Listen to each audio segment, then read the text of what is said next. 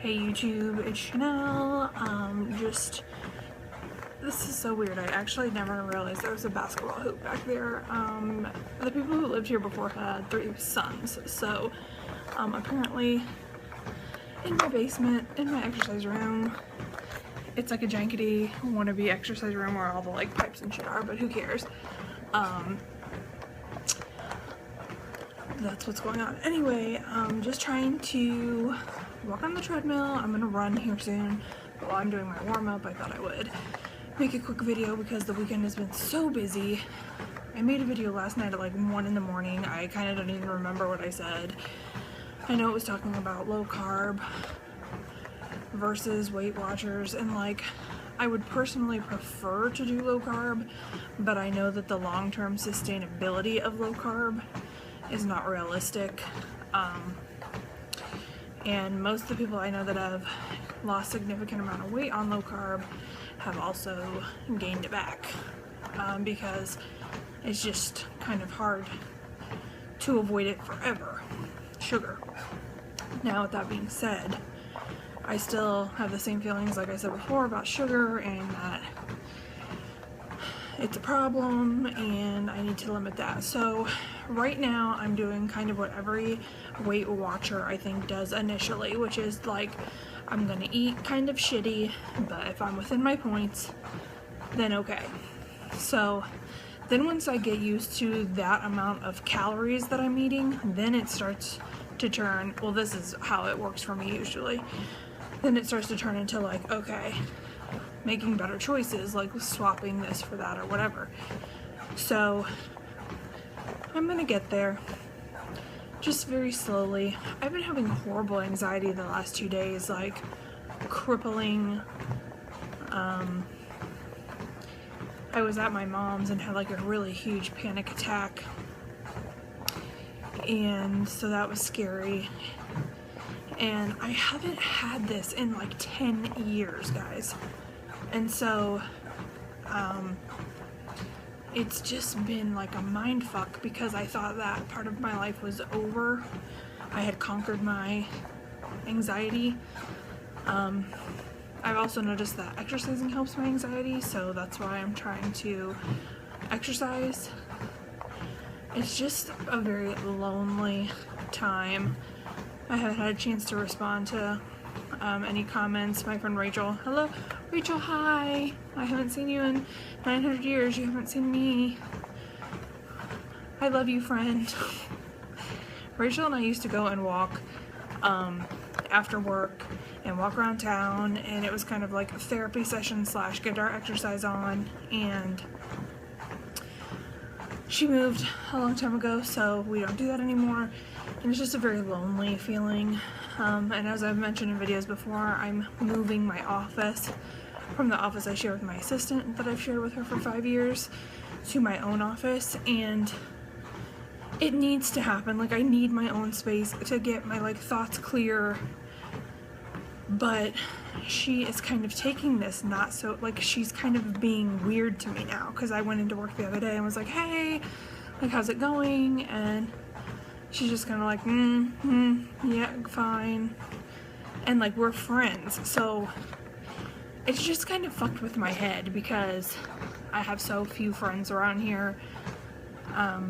Anyway, it's just been really tough for me because I'm a very social person. In college, I had a gajillion friends, and I was in a sorority, so there was always some girl somewhere wanting to do something, and so to come back here and have like nobody has been tough. My family, we all work together, so there's 35 of us that work together. My cousin recently got married to someone who's a complete piece of shit, and I know that's terrible to say, but she's seriously like a sociopath, could probably murder you and like not even think twice about it.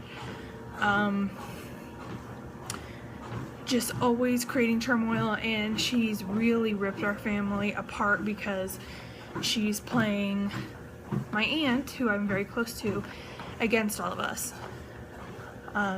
Just pretty much saying if they don't let me do what I want, then I'm leaving. And so my aunt would like to have grandchildren one day, and so she's afraid that if this girl doesn't get everything she wants, then she'll leave, which we're going, please do, because you're an asshole. And my aunt is freaking out and is like, how dare you, it'll be your fault if they leave and blah blah blah, which I'm not stupid, I know it's not my fucking fault. I just have never met a 32-year-old woman who's this crazy as fuck. And I don't use these words often. I mean, she's nuts. So the thought of going back to work to that is a nightmare. The thought that our big family get-togethers that we used to have are no more because of her bothers me. So all of that is attributing to my anxiety and hindering my weight loss. So I use YouTube as kind of my venting point, not just about weight, but just about other things too, just to, I don't know, get it off my chest. So it's gotten so bad. She really disrespected my mother very badly back in March, and they also were refusing to work. So they'd come in at 10 and leave at 2, and they'd also take an hour and a half lunch. So tell me how many hours you're working. Not fucking very many. And then take off every Friday. So my mom talked with my aunt and was like, this just is not working, because it's affecting the morale of the whole company. And we have a company of about 350 people, so it's not just like a rinky-dink little jam. And my aunt said, okay, well, then they're gonna be hourly then, so you only get paid what you work. But not are they gonna go hourly, because they've only been there for a year. Me, who's been there almost 10 years, because I'm a cousin, and they want it to be fair, which they have the most fucked up idea of fair, I have to become an hourly employee also, and so does my husband. So I'm pissed, but I'm so pissed that I'm willing to do it if it affects them. So my aunt says, okay, tell them they have to do it. And I'm like, okay. So I send the email and I'm like, from now on, we're hourly employees, da da da da da. And this bitch sends me back quotes from the Fair Labor Standards Act, which I have a master's degree in HR and I'm halfway through a doctorate in business. Don't fucking try that shit with me. Quoting about how as long as she works the hours and can prove she works them, we have to pay her overtime even if the company doesn't approve it, which is bullshit. Second of all, if you make over $100,000, you don't qualify for overtime, which she does. She has a PhD in chemistry. She does nothing with chemistry, but she thinks she fucking knows everything about everybody. And so this is driving me fucking insane. So what the hell just happened? Did I hit? My treadmill just like stopped all of a sudden. So I sent her that and I said, no, unfortunately not, blah, blah. I kept it super professional. But mind you, all of this is in writing in an email, okay? So it's all documented. And she's like, if I could fucking leave this place, I would. And this is the most fucked up run company I've ever seen in my life. We've managed somehow to be in business for 50 years, but God forbid her, you know. It's just so ridiculous. So that happened in March, and since then she has not spoke to me. So I don't like being in conflict. And I mean, I'll say hi to them in the hall. They won't say shit, nothing. I've got a couple fuck yous from my cousin, and that's the thing that really hurts, is I don't even give a fuck about this bitch. Like, I don't even know her like that. She only dated my cousin 3 months before they got engaged, so we don't even know her. But my cousin and I were almost raised like brother and sister. We're only a year apart, and so that's hurtful. But I guess I gotta get over that shit. So this past Saturday, I was like, okay, this is affecting my mind so much. I'm gonna be the bigger fucking person, and I'm not gonna apologize, but I'm gonna send them a text message that just says, can we just, whatever. So I sent him a text message and I said, things were better when we were friends. We forgot we were on the same team. Can we start over? Not one fucking response. So fuck you. Fuck you then. You're fucking dead. And I ain't like not that kind of person that is like, you're dead to me. Like, I'm not like that. So this is just hard for me to deal with people who hold grudges for fucking ever. And I think the stress is like holding all the fat on to my body. So that's what's going on. Then I had a little tiff with my mom yesterday. And so, because I'm having all these problems, is it me? Am I the problem? I don't know.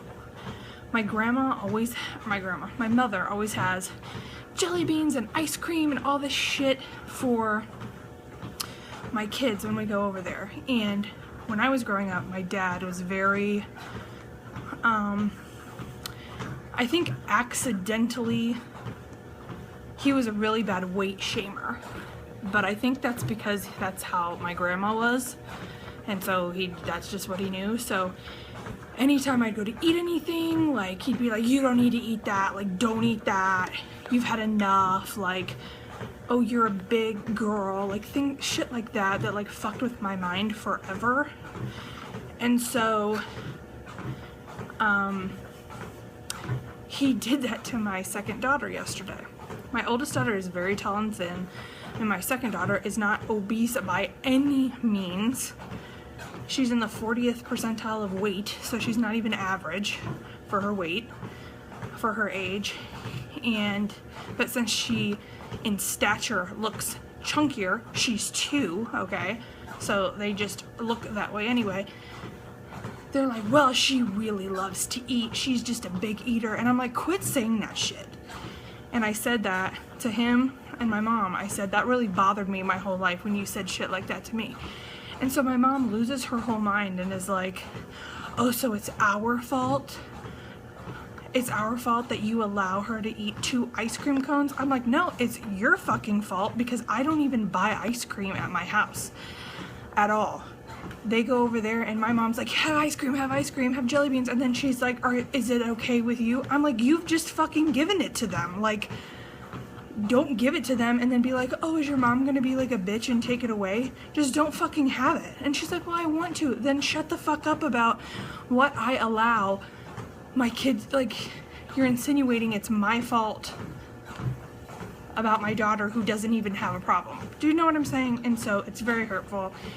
And so I don't know, my mom's been overweight forever and she's like, so you're gonna blame me because you were overweight? And I'm like, well, I mean, not to be a dick, but you have a part of that, you have part responsibility. You're not all of the responsibility. Clearly I'm an adult now, but habits I learned growing up are from you.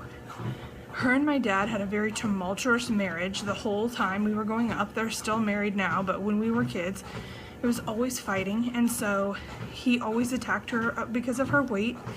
And so when they would fight, she's like, okay, we're getting pizza and like chip dip and chips and da-da-da. So I grew up seeing that whenever there's a problem or anyone is shitty to us, we eat because fuck them and we're gonna do what we want to do. Well, that is like a fucked up mentality, you know? And so it just it drives me crazy that she does not accept any responsibility in that.